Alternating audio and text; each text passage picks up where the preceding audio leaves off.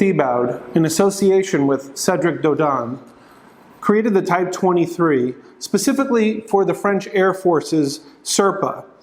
The SIRPA AIR requested that they make the Type 23 similar to predecessors like the Type 20 and Type 21 were created for the French government in the 1950s. The Type 23 is 42.5 millimeters in diameter with a contemporary format that provides optimum readability, in line with the military's specifications and requirements. The finish is brushed to assure durability. Dodane's quality stems from years of very tight production for the Air Force, where the tolerance is 0. The mechanical watch has been successfully subjected to strict testing for its regularity of functions, resistance to shocks, and magnetic fields. Its consistency during temperature variations and water resistance were also requirements. It was manufactured according to the latest technology with the highest quality of materials associated with a precision movement. The satin-finished 316L steel case is water-resistant to 10 bars.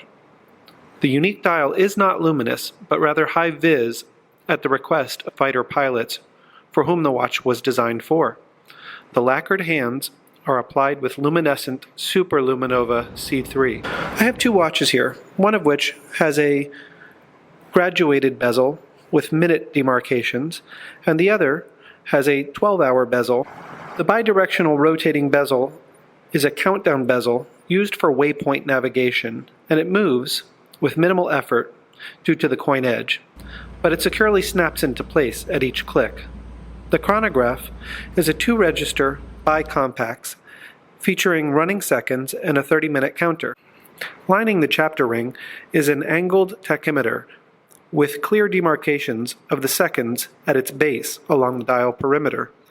A pilot would use the tachymeter to calculate ground speed by measuring the time for a fixed distance and then looking onto the chapter ring for the average speed.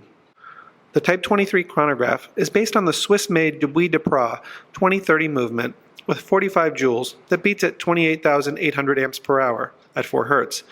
This was designed to conform to the military requirements for toughness and accuracy.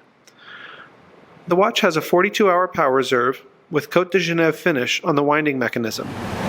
I like both of these watches quite a bit.